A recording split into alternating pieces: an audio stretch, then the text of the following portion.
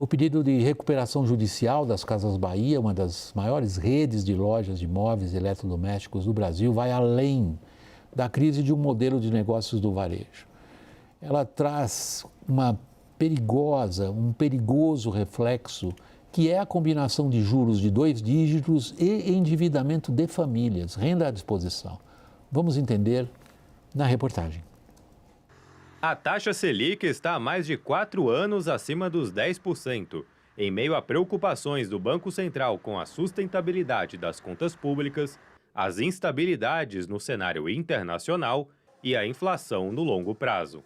Pelo lado de companhias como a Casas Bahia, fica mais caro contratar crédito para investir na expansão da rede, manter o fluxo de caixa e rolar dívidas já contraídas.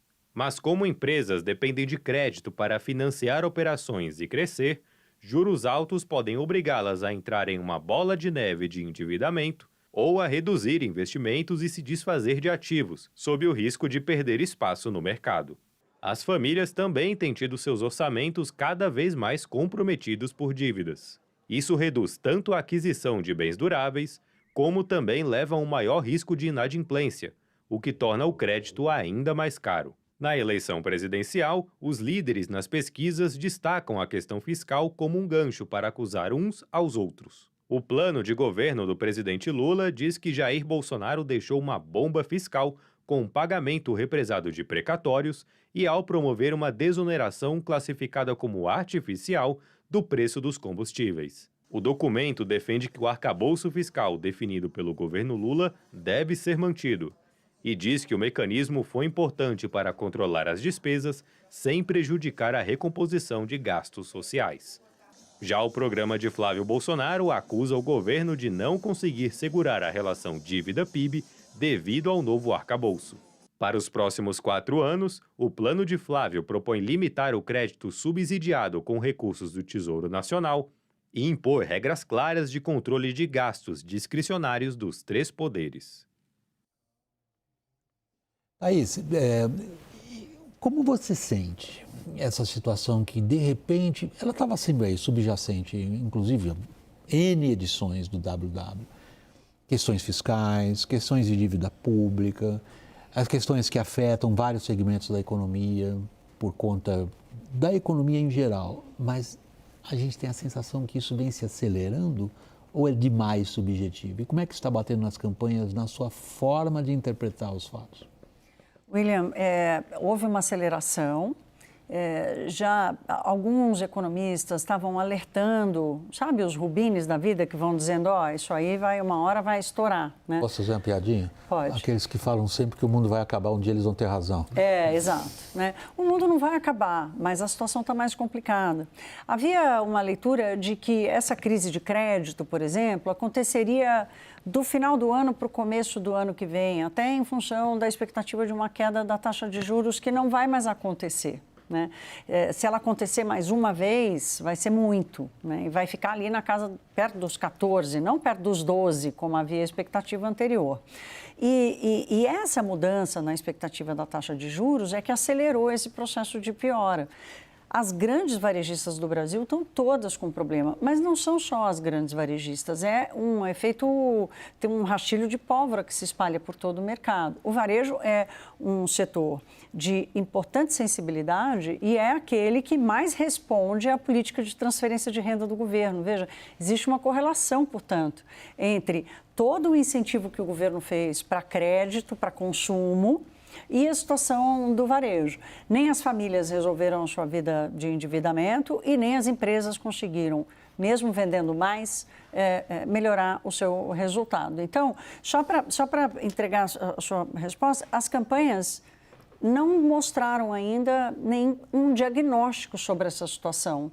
Ainda é tudo muito genérico. E pelas ideias econômicas que a gente já conhece dos dois lados, não apareceu ninguém que levantasse uma bandeira coerente. Jussara, a gente sabe que numa disputa tão apertada como está no momento a disputa para o cargo de presidente, há uma série de elementos com os quais a gente já pode antecipar como que eles batem, mas num horizonte de tempo. Essa ideia de que o horizonte de tempo da questão econômica não vai dar a trégua que todas as campanhas pensavam que daria. Ou seja, antes do que se pensava, provavelmente os candidatos vão ter que lidar com essa sensação que a Thaís acabou de descrever. As pessoas estão sufocadas, os juros estão esmagando, a dívida está subindo e a renda à disposição das famílias não dá conta de garantir a subsistência delas. Agora, você como repórter político, as campanhas estão percebendo isso ou ainda acham, não, a gente vai tocar outros assuntos? Não, William, na verdade, um pouquinho antes do começo oficial da campanha, principalmente o time de Flávio Bolsonaro, eles sempre alertavam o seguinte, o Lula está indo bem, está liderando e quando começar a campanha, pelas nossas projeções, é quando as más notícias na área econômica vão começar a aparecer. Há muitas semanas eles vinham me dizendo isso e falando, a gente aposta nisso. Vai ser o tempo de resolver as crises internas de Flávio Bolsonaro e as más notícias para o Lula começarão a partir da economia. Então, nesse caso do fechamento da pedido de recuperação judicial das Casas Bahia, a imagem das lojas fechando, isso é um prato cheio, principalmente para a campanha do Flávio, que é o principal adversário do presidente Lula. Não é à toa que ontem, aqui em Brasília, ele foi até Taguatinga para gravar o seu programa de governo, programa eleitoral, na frente de uma dessas lojas. É algo que ele já vem explorando para justamente reforçar o discurso que há uma responsabilidade do presidente Lula e o caso das Casas Bahia, das varejistas, era o que a campanha de Flávio estava esperando justamente para tentar explicar, levar o assunto da economia, que às vezes parece muito complexo para os brasileiros. E aí, quando vem um símbolo de uma varejista tão popular, eles veem nisso uma facilidade para explicar o tamanho da gravidade e aí tentar colocar o seu discurso para a economia, William. Como é que a campanha do Lula está encarando essa, digamos, estamos tratando isso como um fato quase da realidade, embora seja uma percepção até certo ponto subjetiva? William, tem duas questões aí. Primeiro que, conforme há uma onda de denúncias contra os dois lados, essa onda de denúncias acaba sobrepondo o debate econômico, porque o apelo noticioso e da população a temas como Dark Horse e Lulinha é maior do que a ajuste fiscal.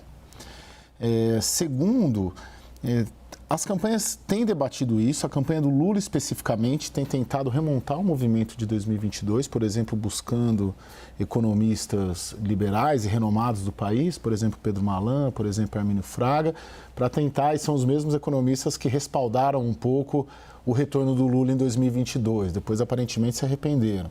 Mas está tendo esse movimento por parte do Dario Dorigan em torno desses economistas para apontar algum tipo de ajuste fiscal o ano que vem. Só que não convence, né? Tem uma dificuldade de convencimento, porque não adianta você buscar Armínio e Pedro Malan em 2022 e 23, 24, 25 e 26 você não entregar aquele ideário que foi buscado em 2022. Então, falta confiança e a expectativa em relação ao que seria um Lula 4 na economia acaba sendo frustrada e sendo negativa, porque a experiência mostra que não foi executado o que se vendeu. Eu estou acompanhando o teu raciocínio.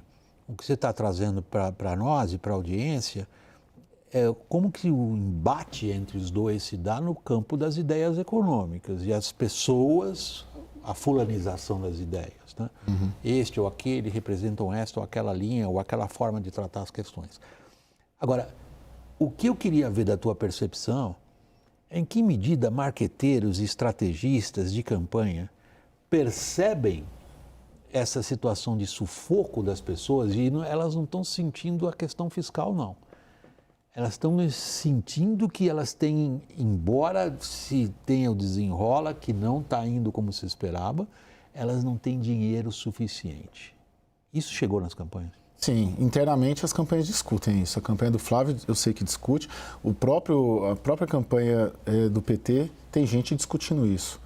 Né? Em Brasília, liderado pelo Dario Dorigan, quando o Zé Sérgio Gabriel, ex-presidente da Petrobras, vendeu ideias que essa turma não concorda, foi logo desautorizado pela cúpula da campanha. O negócio é que é difícil essas ideias concorrerem com Dark Horse e Lulinha, e é difícil você vender ajuste fiscal, porque ajuste fiscal no imaginário passa por ideia de corte de benefícios, por corte em área social e tem muito, principalmente na campanha do Flávio, um medo de que aconteça com ele o mesmo que aconteceu com a Marina Silva em 2014. Okay. Eu vou tirar a conversa do campo da política e trazê-la para o campo da realidade, dos bolsos das pessoas. Tá?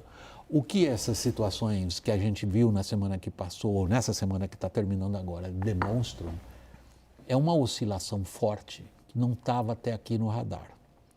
Sobretudo das casas de consultorias, que dizem para os seus clientes, entre eles os grandes varejistas, olha, você tem esse movimento, de repente aparece algo no radar que não estava ali. E qual é esse horizonte? William, o horizonte é de a expectativa por algum choque de credibilidade que ou o governo Lula vai ter que fazer, e não é vazando que vai encontrar com o Armínio Fraga e com o Pedro Malan, porque vazou a informação antes de procurar.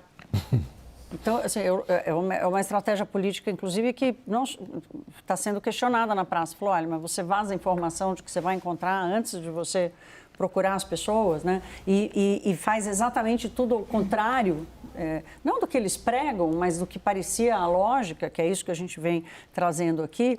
Então, a expectativa é por algum choque de confiança. Ou o governo Lula vai ter que entender que, assim como ele fez lá em 2002, ele vai precisar passar uma ideia, uma ideia de compromisso e vai apontar que vai fazer as medidas mais importantes para controlar o crescimento do gasto, porque não vai ser uma medida agora, ninguém vai votar nada no Congresso. O que precisa aparecer é o compromisso, o realismo, porque um choque de expectativa já começa a mudar o preço. Porque na visão do setor privado, William, empresário, tem sempre que acreditar que amanhã vai melhorar. Então, ele vai levando. Os varejistas são assim, setor de serviço é assim, indústria é assim, porque uma hora acha que vai sair uma solução, o Banco Central vai acabar baixando um pouco mais os juros, lá fora vai melhorar, vai entrar um dinheiro, vai conseguir rolar a dívida, até uma hora que não dá mais. Ok, eu acho que é incontestável o quadro que você descreve. Eu continuo insistindo no mood, no espírito do eleitor, que está usando o BET para pagar boleto. A gente sabe de várias empresas que elas estão recebendo pedidos de demissão porque as famílias contam com uma demissão e a indenização para pagar as dívidas. A gente está vendo no movimento dos varejistas uma surpresa, apesar de toda a assistência e a expansão fiscal do governo, na ponta do consumidor começa a haver eu posso usar a palavra retração? Já está nos números a retração? Já está nos números. E aí que eu te pergunto, Jussara, para a gente encerrar esse segmento. Isso bateu na campanha do PT? Olha, o PT tem reconhecidamente uma dificuldade de explicar, principalmente uma campanha de reeleição que vem depois, né, de uma eleição em que se prometeu prosperidade, picanha, facilitação, famílias menos endividadas.